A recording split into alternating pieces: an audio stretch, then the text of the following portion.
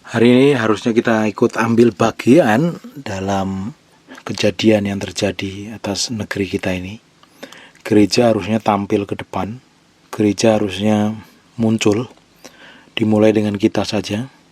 Kalau gereja nggak muncul ya terserahlah, suatu hari ya pemimpinnya akan berurusan dengan Tuhan.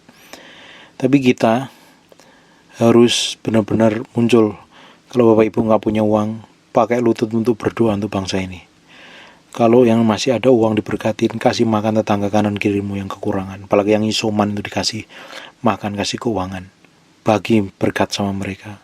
Karena dalam setiap berkat yang Tuhan berikan kepada kita, itu ada bagian untuk orang-orang yang membutuhkan. Jangan disimpan sendiri, jangan dimakan sendiri. Jangan jadi orang Kristen yang tamak.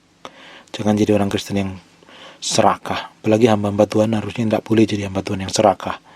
Hamba Tuhan yang tamak. Semua uangnya, semua persembahannya dimakan sendiri untuk kepentingan sendiri. Bahkan jemaat nggak diurusin. Ada beberapa gereja yang nggak peduli banget kejadian seperti ini dengan jemaatnya. Tapi saya ngelihat ada beberapa teman hamba Tuhan. Mereka adalah orang-orang yang lebih senior dari saya. Mereka sampai hari ini masih memberikan sembako untuk jemaat-jemaat yang membutuhkan sampai detik hari ini. Dapat duitnya dari mana? Tidak tahu, tapi berkatnya sangat melimpah. Tuhan sangat berkati luar biasa. Itulah bedanya antara hamba Tuhan yang murni dan hamba Tuhan yang benar-benar mata duitan.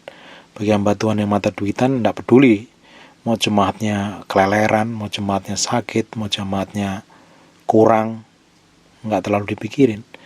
Tapi kita sebagai anak Tuhan harus belajar memikirkan kalau tetanggamu isoman, tetanggamu kena COVID, nggak bisa beli makan, kasih beras, kasih makan.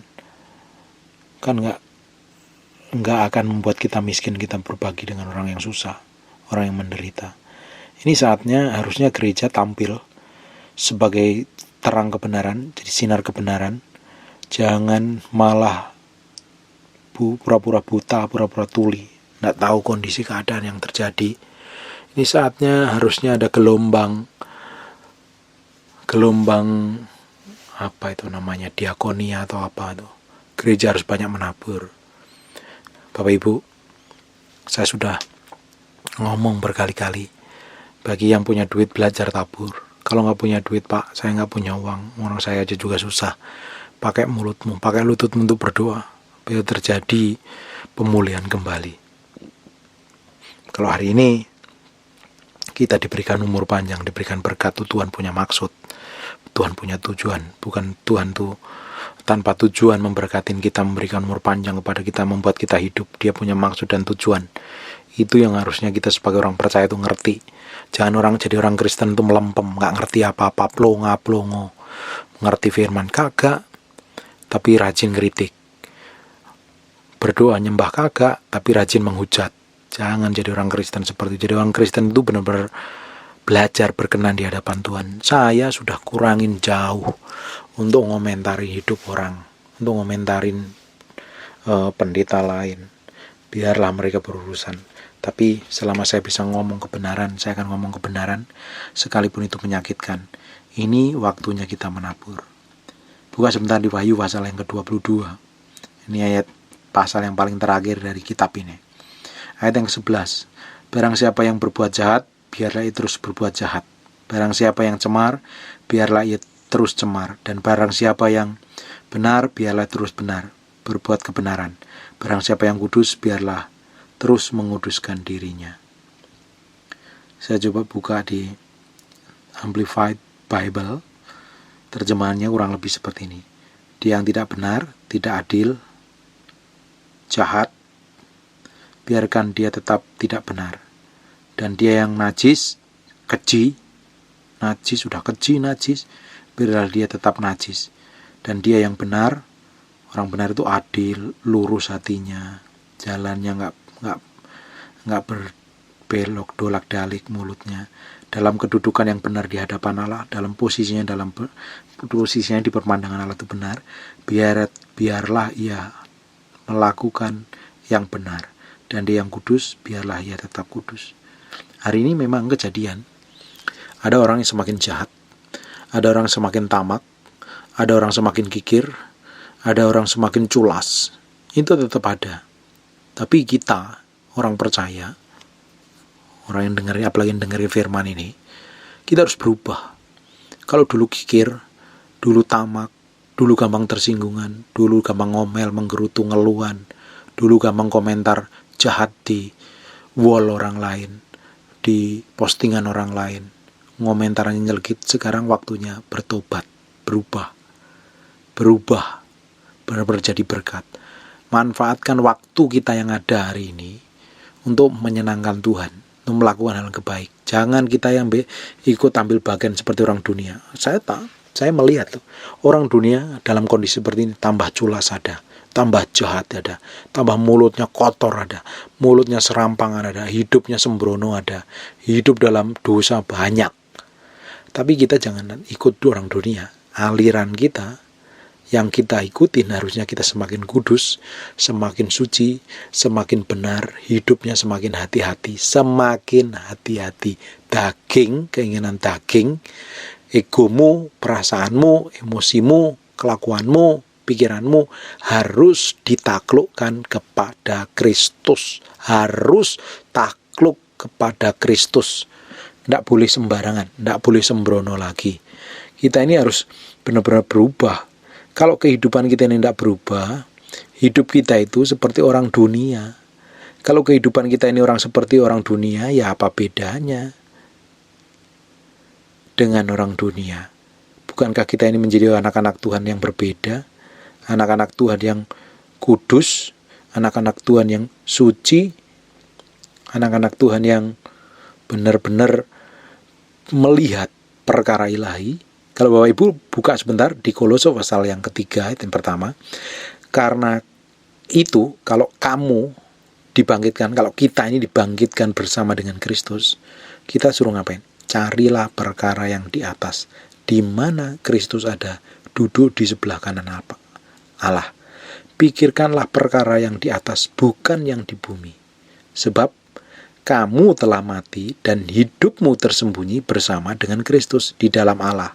Jadi bayangin, kita telah mati dan hidup kita itu tersembunyi di hadapan Kristus. Di dalam pemandangan Allah hari ini, hidup kita itu sudah mati. Nah, kita sendiri harus memiliki respon mematikan semua keinginan daging.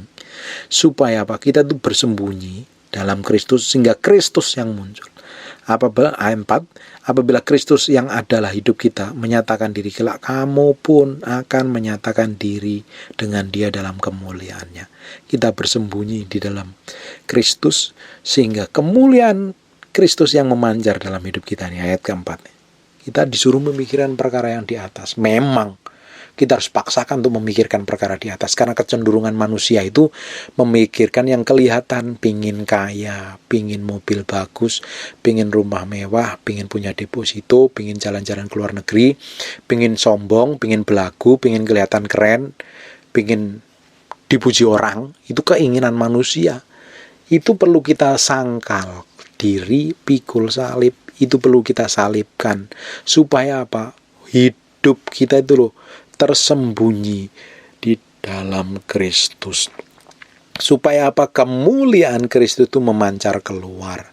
Kalau Bapak Ibu hari ini yang mendengarkan ini masih pingin kaya, ini memang kita harus bekerja supaya diberkatin, tapi jangan pingin kaya, jangan pingin. Kalau orang pingin kaya, itu akan terjerat dengan berbagai hal. Pingin disanjung, pingin dihormatin orang, pingin jabatan ini. Bukan saya nggak ngajurin Bapak Ibu nggak punya ambisi loh. Tapi itu bukan fokus utamanya. Tapi fokus kita itu Tuhan. Bagaimana menyenangkan Tuhan dulu. Saya percaya kok. Saya udah ulang berkali-kali nih. Cari dahulu kerajaanlah dengan kebenarannya, maka semuanya akan ditambahkan kepadamu. Karena nggak jauh beda dengan ayat ini. Pikirkanlah perkara yang di atas, bukan yang di bumi. Kita disuruh mikirin perkara yang di atas, perkara-perkara bersama Tuhan. Bagaimana menyenangkan Tuhan. Menjadi orang yang jadi favoritnya Tuhan, menjadi orang kesukaannya Tuhan. Baru kalau orang itu disertain Tuhan, bukankah di kitab Mazmur jelaskan yang kemarin kita bahas, orang yang dulu jangan lupa merenungkan Taurat ini siang dan malam, engkau seperti pohon yang ditanam tepi aliran air, apa saja yang dikerjakan tanganmu dibuat berhasil. Kalau kita memikirkan perkara di atas dan kita didapati menjadi orang kesenangan Tuhan, kesukaan Tuhan, kita itu menjadi seperti orang yang seperti Yusuf, seperti Daniel, menjadi orang yang jadi favoritnya Tuhan. Jadi apa saja yang kita kerjakan jadi berkat buat orang lain, dipercaya. Jangan apa-apa coba pakai kekuatan sendiri, pingin ini, pingin itu, pingin sana. Itu perlu dimatikan kadang. Kalau kita masih pingin ini, pingin itu, pingin sono, pingin ini, itu artinya kita tuh menjadi sama seperti orang dunia. Bukan orang dunia juga melakukan hal sama. Saya bilang berkali-kali, kita itu harus berbeda dengan orang dunia. Kekristenanmu itu harus berbeda dengan orang dunia. Tapi kalau perkataanmu, kelakuanmu, sikapmu, cita-citamu, keinginanmu seperti orang dunia, tidak jauh beda. Kamu meskipun ngaku Kristen, tapi kelakuanmu seperti orang dunia. Di mata Tuhan, ya kita kelihatan orang duniawi. Harusnya, kalau kita ini mau menyenangkan Tuhan, menjadi orang kesayangan Tuhan, kita tuh melakukan hal yang berbeda, hal yang menyenangkan Tuhan. Itu harus berubah sampai hari ini. Saya puji Tuhan, beberapa terakhir ini Tuhan banyak salibkan saya. Tuhan benar-benar mematikan semua keinginan saya. Saya hanya ingin menyenangkan Tuhan. Saya ingin kalau saya ini benar-benar dipanggil Tuhan, saya dapatin menjadi hamba yang berkenan, hamba yang layak. Kan saya bilang berkali-kali, hari ini maut bisa datang kapan saja. Kita ngelihat dulu orang yang tua yang sudah mati. Tapi hari ini teman-teman kita yang masih muda dipanggil Tuhan. Maut tidak pandang bulu. Tapi ketika kita ini mempersiapkan diri dengan baik ya, memakai waktu yang ada, kesempatan yang ada, berkat yang ada, hikmat, talenta ini kita manfaatkan dengan baik. Kita kejar Tuhan sungguh-sungguh. Tuhan itu akan lipat gandakan. Karena ketika kita fokus kepada Tuhan, Tuhan justru akan lipat gandakan. Tuhan justru akan berkatin kita. Karena yang difokuskan adalah menyenangkan Tuhan, menyenangkan Tuhan, menyenangkan Tuhan, dan menyenangkan Tuhan. Bagaimana hidup saya menyenangkan Tuhan, mencintai Tuhan, mengasihi Tuhan. Itu yang penting. Kalau menyenangkan manusia itu kebanyakan punya tujuan, punya maksud. Supaya di ini, supaya di itu. Tapi kalau orang menyenangkan Tuhan tuh, syaratnya satu, mati daging, pikul salib sangkal diri, nggak ada yang lain. Pikul salib sangkal diri, setiap hari menyangkal semua keinginan kita, keegoan kita, kemauan kita, kehendak kita itu disangkalin dulu, disalibkan dulu. Kita pakai kehendak Tuhan, kita pakai kemauan Tuhan. Baru kita melakukannya berjalan bersama Tuhan. Di situ biasanya berkat bermula. Di situ biasanya kelimpahan datang. Di situ biasanya hikmat itu turun. Dan hidup kita jadi berkat. Sudah didapatin menjadi orang kesukaan Tuhan. Seperti Yusuf, seperti Daniel. Dan dipercayakan oleh orang-orang penting. Menjadi orang nomor 2 di Mesir. Menjadi orang kepercayaan Nebukadnezar. Is powerful. Kalau kita mau dipakai Tuhan dalam skala yang lebih besar, kita harus menyangkal diri pikul salib, menaruh kehendak kita, kemauan, ego kita tuh kita taruh dan kita pakai kehendak Allah. Itu enggak enak. Bapak Ibu dengerinnya hari ini tuh enak. Dengernya itu dengan sambil lalu. Tapi waktu Bapak Ibu ambil keputusan untuk melakukannya itu Bapak Ibu akan jerit teriak, enggak enak. Sakit rasanya mau nyerah. Tapi waktu Bapak Ibu mengalami seperti itu tandanya sehat buat manusia rohmu. Itu tandanya kita sedang berjalan dalam proses kesempurnaan untuk menyenangkan Yesus Kristus Tuhan. Jangan menyerah, jangan putus asa, jangan malah gagal sasaran, salah fokus, salah tujuan. Kita harus tetap fokus bagaimana kita menyenangkan Raja kita yang maha mulia, supaya kita didapati menjadi orang-orang kekasih Tuhan. Inilah hambaku, aku berkenan kepadanya. Silakan masuk meja perjamuan. Kita duduk bersama Yesus. Menyenangkan Tuhan, dekat dengan Tuhan. Is powerful. Itu tujuan kita. Kalau Bapak Ibu tanya, tujuan hidup kita ini apa? Apa Bapak Ibu mau kejar kekayaan? Mau cari aset, kumpulin aset, nanti dibuat anak cucu kita? Terus Bapak Ibu ketika mati menghadap Tuhan, apa yang Bapak Ibu bertanggung jawab? Apa itu? Loh, hari ini kita bekerja, iya. Saya bekerja keras juga, iya. Menghasilkan uang iya untuk memenuhi kebutuhan sehari-hari. Kebutuhan kita hari-hari ini mahal sekali. Kita bayar IPL mahal, bayar iuran mahal, bayar cicilan mahal, biaya hidup mahal, bayar listrik mahal. Kita perlu dan kita harus bekerja keras. Tapi itu bukan tujuan utamanya. Kalau kita diberkatin Tuhan, itu berkat itu sebagai sarana saja untuk kita melayani dan menyenangkan Tuhan saja. Bukan untuk memuaskan keinginan kita. Kalau Bapak Ibu tanya hari ini, Bapak Ibu mau ngejar apa hari ini?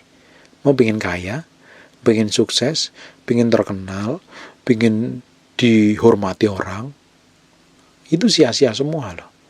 Yang perlu kita kejar adalah kita diperkenan Tuhan, dikasihi Tuhan, dicintai Tuhan. Itu yang utama.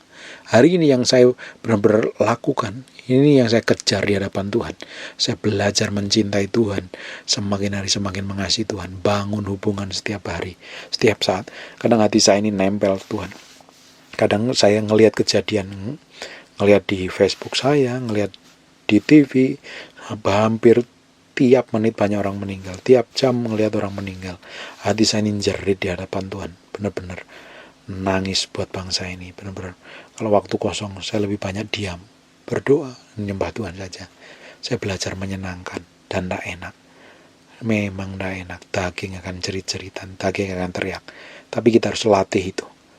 Kalau kita benar-benar real menjadi orang Kristen, harus mati, pikul salib, sangkal diri, mematikan semua ego, keinginan, hawa nafsu kita. Kita berserah kepada Tuhan untuk didapati menjadi hamba yang berkenan di hadapannya.